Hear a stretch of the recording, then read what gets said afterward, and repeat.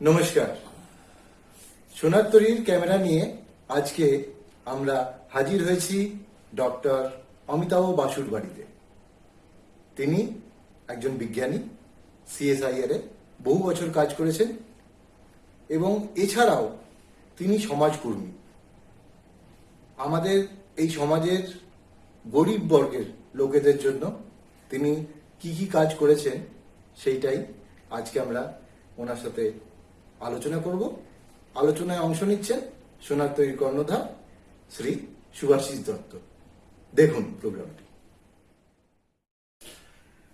নমস্কার, আমি ডক্টর অমিতাভ বোসের বাড়িতে এসেছিলাম। আজকে আমরা একটু আলাপচারিতার মধ্য দিয়ে সোনার তরীর সন্ধ্যাটা আমরা কাটাবো এই অভিপ্রায় নিয়ে। ডক্টর অমিতাভ বোস দীর্ঘদিন দেশে বিদেশের বিভিন্ন জায়গায় বিজ্ঞানের সাধনা করে এসছেন।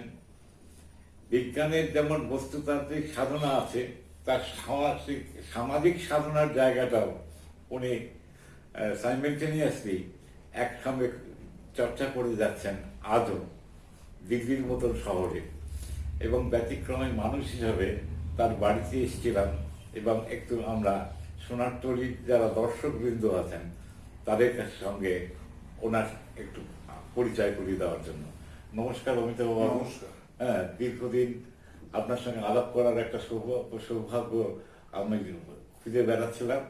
আজকে এই সৌভাগ্যের জন্য আপনাকেই ধন্যবাদ জানাবো। আপনি সময় দিলেন বলে আমরা আসলাম এবং এই আলাপচারিতায় বসতে পারলাম। না, ধন্যবাদ তো আমার।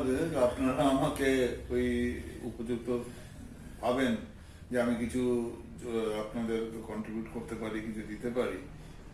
আমি সাধারণ মানুষ, আমি সায়েন্টিস্ট ছিলাম, একটু সোশ্যাল অ্যাক্টিভিস্ট ছিলাম। আমি খুব বেশি যে ভাষণ দেওয়া বা লেখা পড়া অত কিছু করিনি। আমি পড়ি, আমি ফেসবুকে অ্যাক্টিভ আছি, আমি শেয়ার করি নিউজ, বন্ধু টন্ধু আছে, এই আর কি। তাছাড়া আপনি যদি যা জানতে চান, আমার জানার তো অনেক কিছুই আছে। হ্যাঁ, সবচেয়ে বড় জিনিস যেটা আমার মনে হয় যে ব্যক্তিগতভাবে আপনি দিল্লিতে পড়াশোনা করেছেন, আপনার শৈশবটা দিল্লিতে কেটেছেন।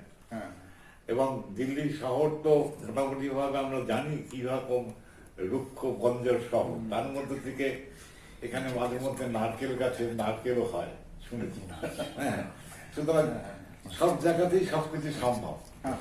এই যে দিল্লিতে থেকে আপনার জীবনের এখন আমার মনে হয় 70-এর কাছাকাছি বয়স হবে। 69 হয়েছে আমার বয়স। তো 70-এর কাছাকাছি বয়স। এই বয়সে দাঁড়িয়েও আপনি বিশ্বাস করেন যে একটা সামাজিক পরিবর্তন নিশ্চয়ই আপনার পরিমণ্ডলে আপনারা পাবেন। তার জন্যই আপনি গরিব বাচ্চাদেরকে পড়াশোনা করাবার জন্য আপনারা স্বামী স্ত্রী দুজনেই শিক্ষকতার মাঝে মধ্যে এগিয়ে আসেন। ব্যক্তিগত জীবনে সায়েন্টিস্ট, পেশাগত জীবনে সায়েন্টিস্ট, কিন্তু ব্যক্তিগত জীবনে বিজ্ঞানকে মানুষের জীবন দর্শনের পর্যায়ে নিয়ে যাওয়ার যে এই চিন্তা ভাবনা আপনারা করছেন, হ্যাঁ, এটা সোর্স অফ ইন্সপিরেশনটা কোথায়, কোত্থেকে আপনারা এই ইন্সপিরেশনটা পেলেন? না, আমার আসলে হয়েছে কি যে আমার প্রথম ইন্সপিরেশন তো বেসিক্যালি কি সমাজের সম্বন্ধে, সমাজ কি করে, আমাদের সমাজে এত অসমানতা কেন মানে কারোর কাছে এত পয়সা, এত ধন দৌলত আর অন্যদের কাছে কিচ্ছু নেই, এত শোষণ কেন, এইসব প্রশ্নগুলি তো আমার মনে ওঠেই। আর তার জবাব আমি পেয়েছিলাম আজকে তো প্রায় আমি বলবো যে অলমোস্ট মানে 50 বছর আগেই, 50 বা 45 বছর আগে আমি দেখলাম যে মার্কসিজম পড়াশোনা পড়ে আমি দেখলাম যে ওইটাই মানে প্রথম যে সায়েন্টিফিক আন্ডারস্ট্যান্ডিং, মানে বৈজ্ঞানিক তরফে যে আন্ডারস্ট্যান্ডিং সোসাইটি, আমাদের সোসাইটি কিরকম হলো, কি করে হলো, সেইগুলি আমি ভাবলাম। আর আমার আস্তে আস্তে আমি কনভিন্স হলাম। কারণ স্পেশালি যেমন এঙ্গেলসের on the history of the family and the state, মার্কসের তো manifesto of the communist party আছেই। তাছাড়া আস্তে আস্তে Lenin, state and revolution, Marx, socialism, utopian and scientific, এইসবগুলি পড়াশোনা করে অনেক বন্ধুদের সঙ্গে ডিসকাশন করে তারপর আমি ভাবলাম যে এতে মানে আমার যা পজিশনই, কারণ আমি তো প্রিভিলেজ পজিশনে আছি, প্রিভিলেজ পজিশনে জন্ম নিয়েছি, আমার বাবা গভর্নমেন্ট সার্ভেন্ট ছিলেন, এখানে হাই পজিশনে ছিলেন, আর আমি saint Columba's school, saint Stephen's কলেজে গেছি, এলিট ইনস্টিটিউশন থেকে, তারপর ইউএসএ, সারা ভারতবর্ষের নাম করা ইনস্টিটিউশন। তারপর আমি ইউএসএ তে কর্নেল ইউনিভার্সিটিতে পিএইচডি করতে গিয়েছিলাম। আর আমার সঙ্গে বোধহয় 12-13 জন আমরা একসঙ্গে প্লেনে গিয়েছিলাম 1972-তে। তার মধ্যে আমি আর আমার একজন, আমরা দুজন শুধু ভারতবর্ষে ফিরে এসেছি, অন্যরা সব ওইখানেই সেটেল হয়। কেউ কেউ একজন দুজন অনেক বছর পর এখন বাড়িতে ভারতবর্ষে এসছে, কিন্তু আমরা দুজনই ফিরে এসেছিলাম। মানে ওখানে ওখানে ওনারা থেকেই যাচ্ছিলেন, চলে এসছেন ক্লান্ত হয়ে বোধহয় ওখানকার সমাজ। না, ওইখানে আসলে আমি দেখলাম ওখানে, তারপর ওইখানেই যেমন আমার যা পলিটিক্যাল যে আন্ডারস্ট্যান্ডিং বা এডুকেশন, সেটা আমার ওখানে ইউএসএ তেই হয়েছিল। তারপর আমি ডিসাইড করলাম কি আমি দেশে ফিরে আসব, আর যা করবার আমি দেশেই করব। আমার ওখানে তাছাড়া এমনিতেও যে সোসাইটি, যেমন ওইখানে সোসাইটি আমি দেখেছি যে বাচ্চারা যেমন, তারপর ওদের কি কি প্রবলেমস হয়, যে ইন্ডিয়ান অ্যাসিমিলেট করা ওদের সোসাইটির মধ্যে, ওদের ভ্যালুজ এর মধ্যে ওইটা ডিফিকাল্টি হয়। বাট মেইনলি আমার মোটিভেশন ছিল যে দেশে ফিরে এসে যা করতে হয় আমি দেশেই করব, আর দেশেই আমি কাজ করব। সেই জন্য আমি তারপর এমএসসি পিএইচডি করবার পর প্রথম অপরচুনিটি পেলাম, আমি দেশে ফিরে এসেছিলাম 1980-তে। তারপর এখানে চাকরি করতাম। আমার কিছু বন্ধু ছিল, প্রথমে আহমেদাবাদে 2 বছর ছিল, 3 বছর ছিলাম। ওইখানে আমার বিশেষ বন্ধু হয়েছিল ডক্টর মুকুল সিনহা। তিনি সায়েন্টিস্ট, কিন্তু ছেড়ে তারপর উনি ট্রেড ইউনিয়ন চালিয়েছিলেন ফিজিক্যাল রিসার্চ ল্যাবরেটরিতে। তারপর পরে তখন থেকে ওদের সঙ্গে ছিল। তারপর দিল্লিতে এসে national physical laboratory scientific workers অ্যাসোসিয়েশনে অ্যাক্টিভ ছিলাম। আর সব ভেরিয়াস আদার সোশ্যাল গ্রুপস, এখানে কোথাও ওকলাতে স্ট্রাইকস ডেমনস্ট্রেশনসে, 1984-এ দ্য শিখ পগ্রম, ওইখানে গিয়ে রিলিফ ক্যাম্পে যাওয়া, লোকেদের সঙ্গে কথা বলা, ডিসকাস করা কেন এরকম হচ্ছে, কে করছে এটা, এর পেছনে কারা। আর তারপর যেমন দিল্লি ক্লথ মিলস এর স্ট্রাইক হলো, যখন ওদের বন্ধ করবার সময়, তখন আমাদের ওখানে বন্ধু ছিল, আমরা ওদের বন্ধুদের সঙ্গে ওদের ডেমনস্ট্রেশনে ওইসবে ভাগ নিয়েছিলাম। তো আমি এরকম ছোটখাটো কাজ এরকম করতাম, সোশ্যাল অ্যাক্টিভিজম। খুব বেশি বড় কিছু আমি রোল প্লে করিনি, কিন্তু আমার ইচ্ছে ছিল যে এরকম কাজই করবার। সেই জন্য তারপর মাঝে কিছু বছর আর কিছু বেশি কিছু করিনি, কিন্তু রিটায়ারমেন্টের পর আমি ভাবলাম যে আর আমার এক্সটেনশন নিয়ে বা ওখানে সায়েন্টিফিক কাজ অনেক করে দেখেছি, এখন আমাকে সমাজের জন্য। তাছাড়া আমার ওয়াইফ যেমন সায়েন্স টিচার ছিল, আর আমিও যে অপরচুনিটি পেলাম, আমিও প্রথমে ভাবতাম যে সায়েন্স রাইটিং করব, এডিটিং করব, কিছু করব। তারপর একটা যে স্কুলে বাচ্চাদের, গরিব বাচ্চাদের স্কুলে অপরচুনিটি পেয়েছিলাম যে পড়াবার, তখন বললো যে ম্যাথস পড়াও। মানে ম্যাথস আমার সবসময় ভালো লাগতো, কিন্তু হিন্দিতে কখনো ম্যাথস পড়াইনি। সেই জন্য আমি নিজেকে এটা শিখিয়ে হিন্দিতে পড়ালাম, হিন্দিতে ম্যাথস পড়াতে শিখলাম এই বিষয়গুলো স্কুলে 6, 7, 8, 9, 10 অব্দি। তারপর আমরা গত 4 বছর ধরে মতন এক Harsh Mander social activist, centre for equity studies চালান, ওনার সঙ্গে আমরা অ্যাসোসিয়েটেড। তো ওইখানে একটা চিলড্রেন জন্য আমরা দুজনেই যাই, আর ওরা আমাদের খুব খুশি হয়, ভালো লাগে। তো ওরা আমাদের নানা আর নানি বলে অ্যাডপ্ট করে নিয়েছে।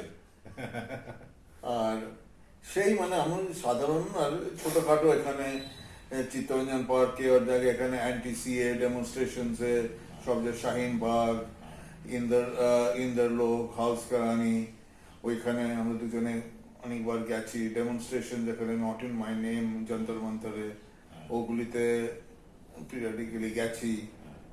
Urban against the so called urban Naxals আমরা যাই, যেখানে মাঝে কাজে কোথাও ডোনেশন দিই। আর তাছাড়া আমরা নিজেরা যতটা কিছু কন্ট্রিবিউট করতে পারি। অত্যন্ত সাধারণ, অত্যন্ত, কিন্তু আমরা অন্যদের জন্য কতটা করছি না করছি সেটা সমাজের ওপর বা অন্যদের ওপর সেটা তারাই হয়তো জাজ করবে। আমাদের ভালো লাগে আর আমাদের স্যাটিসফাইড লাগে যে আমরা কিছু কাজ করছি, শুধু পয়সা কামাবার জন্য বা এসব করবার জন্য নয়, আমরা যতদূর করতে পারবো করছি। মানে জীবন দর্শনটাকেই আপনারা এইভাবে গ্রহণ হ্যাঁ, করে আমি চেষ্টা নিয়েছেন। করেছি যে এখন এবং আমাদের সবচেয়ে দুই উন্নতির ছেলেরা ব্যাপার- এস্টাবলিশ হয়ে গেছে, পেনশন পাই, দুজনেই যথেষ্ট পেনশন পাই, হ্যাঁ, আর সেভিংস যা আছে তাতে আমাদের আরামসে চলে যায়। হ্যাঁ। তাছাড়া তো ছেলেরা কোথায় আছেন? আমার এক ছেলে তো এখন, বড় ছেলে দিল্লিতেই আছে হ্যাঁ। এখানে, হ্যাঁ। আর ছোট ছেলে পুনাতে। বড় ছেলে এখন এখানে ও এমবিএ করে তারপর এখানে চাকরি করে, এখন ম্যারি করতে। হ্যাঁ। আর ছোট ছেলে ইনফোসিসে, ও পুনাতে। তো আপনার সেদিক থেকে মানে আপনার পারিবারিক কর্তব্যের জায়গাটা স্যাচুরেশন, হ্যাঁ, আমি এখন ওরা নিজের পায়ে দাঁড়িয়ে গেছে, হ্যাঁ। সেই জন্য আমাদের যা যত বছর আর জীবনে বাকি আছে সেটা কোনো মানে ফ্রুটফুল ইউজফুল ভাবে যদি স্পেন্ড করতে পারি, অন্যদের কিছু যদি বেনিফিট কিছু সেবা করতে পারি, তাহলে আমাদের ভালো লাগে। না, কথা- আর স্পেশালি ছোট অন্য বাচ্চাদের সম্বন্ধে ওদের কাছে এত ওরা মানে এত ওদের ভালোবাসা পাই, তাতেই যেন আমার ভরে যায়। না, আমি কথায় কথায় জানতে পেরেছিলাম যে আপনার ওই বাচ্চাদের, গরিব বাচ্চাদের পড়ানোর আপনার স্বামী স্ত্রী দুজনেই চলে যান হ্যাঁ। মাঝে মধ্যেই। হ্যাঁ। জিকে ওয়ানের আর্য সমাজ মন্দিরে হ্যাঁ। একটা সময় করতেন, এখনো হ্যাঁ, ওখলা, ফেজ ওয়ানে, রেনবোতে, খুশি রেনবো। খুশি রেনবোতে আপনারা কাজ করছেন। হ্যাঁ। তো আপনার জীবনের অভিজ্ঞতা কি বলে, এই যে গরিব বাচ্চাদের কাছে পড়াশোনার জায়গাটাকে আপনারা পৌঁছে দিচ্ছেন, হ্যাঁ। আপনার কি মনে হয় যে এদেরকে মানে এরকম আজকে যে এডুকেশন পলিসি গভর্নমেন্টের, হ্যাঁ।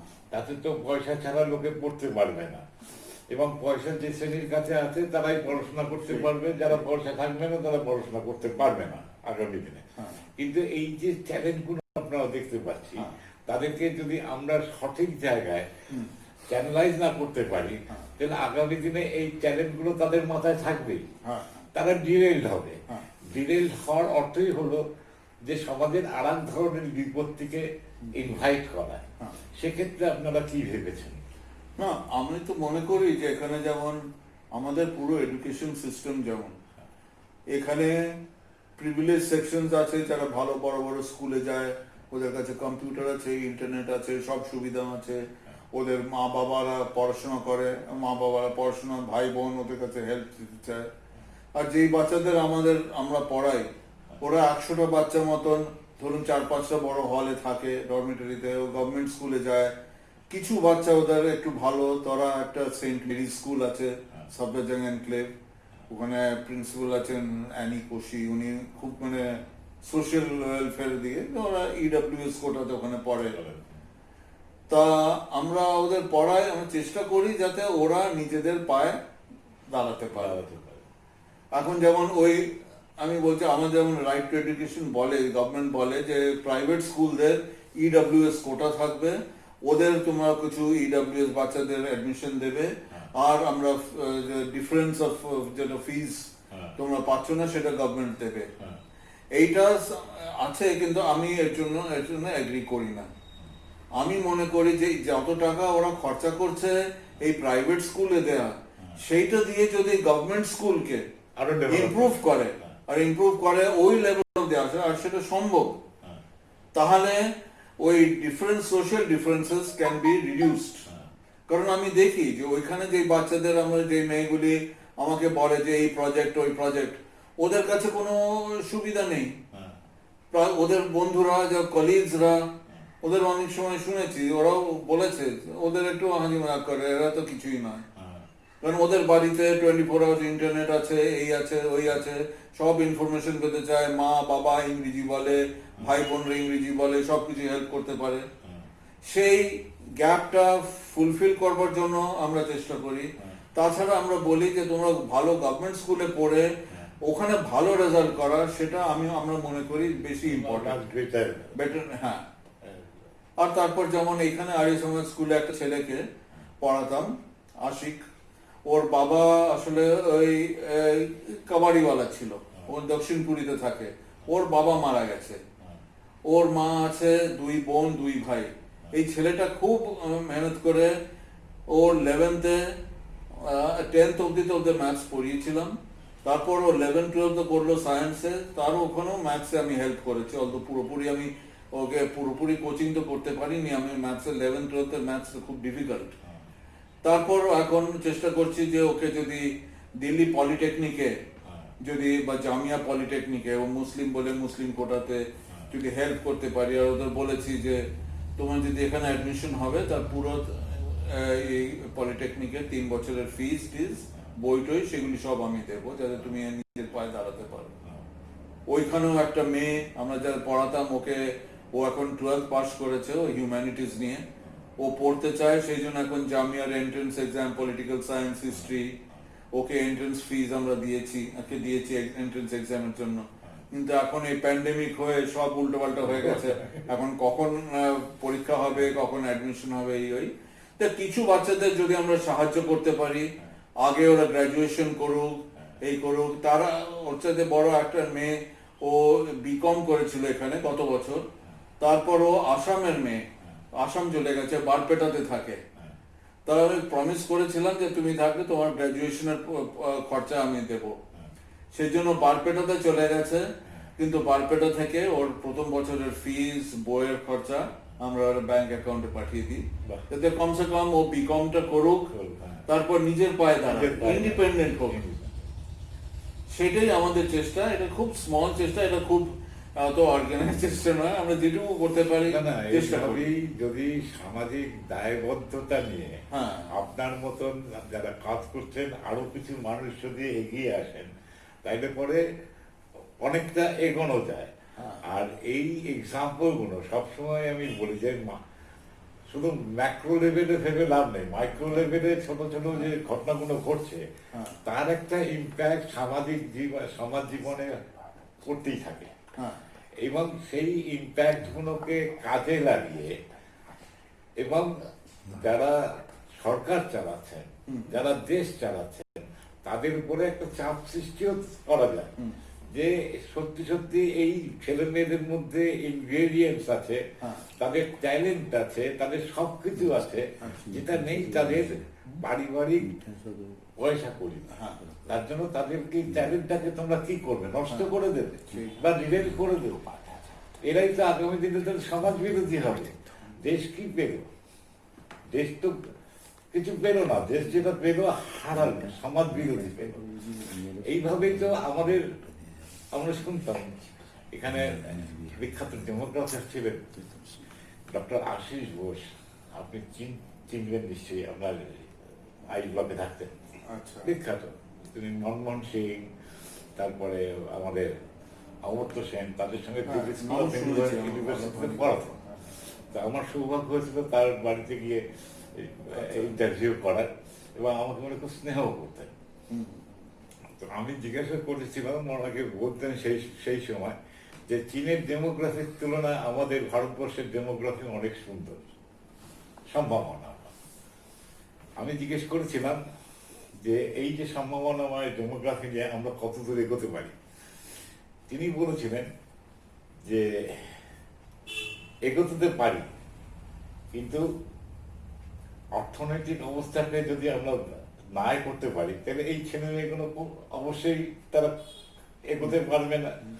কিন্তু তাদের মধ্যে যে ট্যালেন্ট বা স্পৃহা যেটা থাকবে সেটা ডিরেল হলে পরে একটা ডিজাস্টারও তৈরি হতে পারে সামাজিক। তো আজকে আমার ওনার সেই কথাগুলো মনে পড়ে। আজকে আমাদের ভারতবর্ষের ক্ষেত্রে বোধহয় সেই সামাজিক ডিজাস্টারের জায়গাটা আমরা দেখতে পাই। তাহলে পরে আপনি ভাবুন, যদি ভারতবর্ষের যত কোনো অ্যাসেম্বলি, পার্লামেন্ট বা কর্পোরেশন আছে, যদি দেখি তাদের যদি মোটামুটি একটা হিসেব রক্ষা করি, দেখবো যে সেখান থেকে প্রচুর, কিন্তু তাদের শিক্ষা দীক্ষার জায়গা থাকা, সমস্ত কিছু থাকা সত্ত্বেও সমাজ বিরোধী হয়ে গিয়েছে। এটা খুব দুর্ভাগ্যের ব্যাপার। আরো বিস্তারিত আলোচনার প্রয়োজন, কিন্তু আজকে তো এত সময় আপনারও হবে না। আর আমরা বেশ দীর্ঘ আলোচনা করলে পরে শ্রোতাদের ইন্টারেস্টের জায়গা কতটুকু থাকবে তাও আমি জানি না দর্শকদের ভিতরে। তার জন্য বলছিলাম যে আপনার ইন্টারভিউ আমার আরবার দরকার হবে, হ্যাঁ নিশ্চয়ই, যে আমি মাঝে মধ্যে আসবো। নিশ্চয়ই। এই সব, কারণ আপনি যে সাবজেক্ট নিয়ে কাজ করছেন সেই সাবজেক্টটা একটা অনবদ্য সাবজেক্ট। হ্যাঁ, গরিব মানুষকে শিক্ষাদান, এবং শুধু শিক্ষা তো দিচ্ছেন না, সঙ্গে তাদের আর্থিক সাহায্য করা, সমস্ত কিছু করে, এটা সত্যি মানে আমরা মানে সোনার তরীর পক্ষ থেকে আপনাকে অভিনন্দন জানানো ছাড়া আমার কোনো ভাষা নেই। অনেক ধন্যবাদ। হ্যাঁ। একটা শুধু কথা আরো অ্যাড করতে আমি জড়তে চাই, যে আমি মনে করি যে আমাদের যে সায়েন্টিফিক বা বৈজ্ঞানিক দৃষ্টিকোণ মানে থিঙ্কিং, এটা অত্যন্ত দরকার। আর সেটা শুধু আমাদের মানে সায়েন্সে নয়, সোসাইটিতে মানে সমাজে।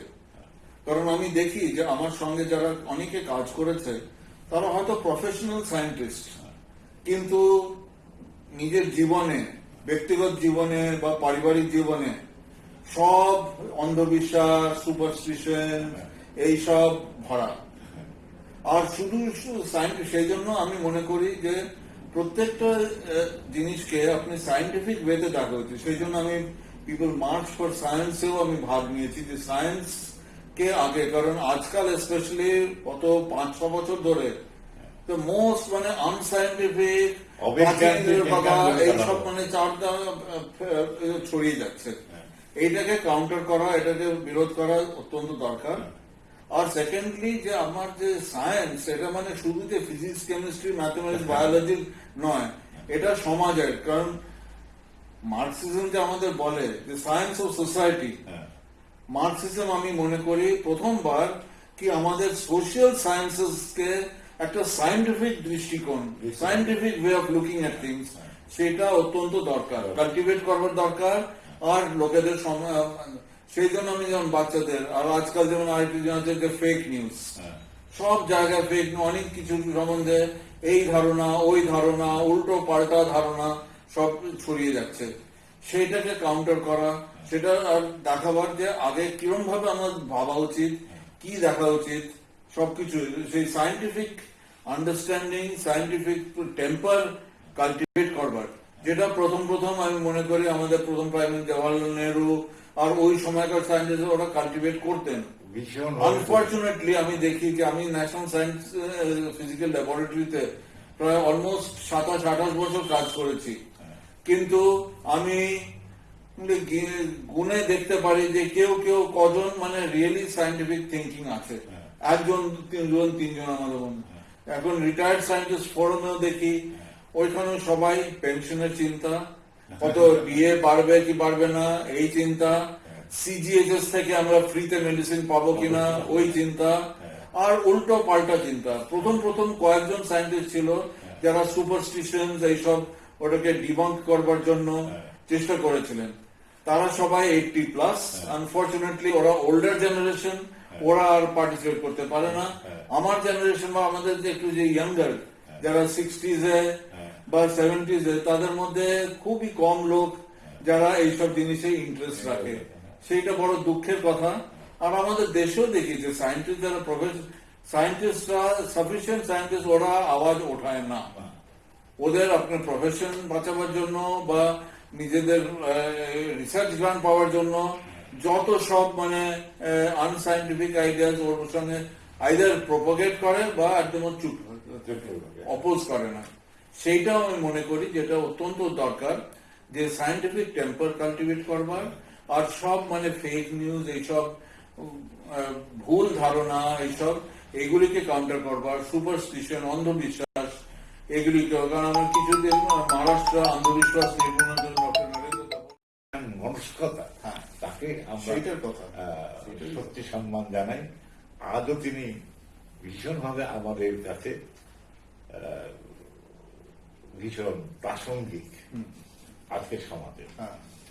যাই হোক, আজকে আমরা আপনার অনেক সময় দিলাম। না আমি আসবো মাঝে মধ্যে। সৌভাগ্য যে আপনারা এসেছেন, আমাকে মনে করেছেন যে আমার সবসময় জানবেন যে আমরা এই সামাজিক, আমরা বাংলার মাধ্যম দেখি, আমরা বাংলাতেই কাজ করি, এই হ্যাঁ। কারণে করি যে আমরা বিশ্বাস করি ভারতবর্ষকে যদি চিনতে হয় প্রত্যেকটা ভাষার মর্যাদার মধ্য দিয়ে ভারতবর্ষকে চেনাতে নিশ্চয়ই, হবে। নিশ্চয়ই। ভারতবর্ষ কোনো একটা ভাষার উপরে দাঁড়িয়ে ভারতবর্ষ হতে পারে না। নিশ্চয়ই। এবং প্রচার চলছে নানা রকম বই হ্যাঁ। প্রচার, সেই প্রচারের বিরুদ্ধে রুখে দাঁড়ানোটাও আমাদের অন্যতম একটা নৈতিক দায়িত্ব বলে আমরা মনে করি। হ্যাঁ। তার জন্য আমরা এই বাংলা না, ভাষাতেই খুব দিল্লিতে খুশি হলাম। বসেই বাংলা ভাষায় কাজ করি। হ্যাঁ, আমরা খুব খুশি হলাম জেনে আপনার সাথে আলাপ করে। ঠিক আছে, নমস্কার। নমস্কার। হ্যাঁ।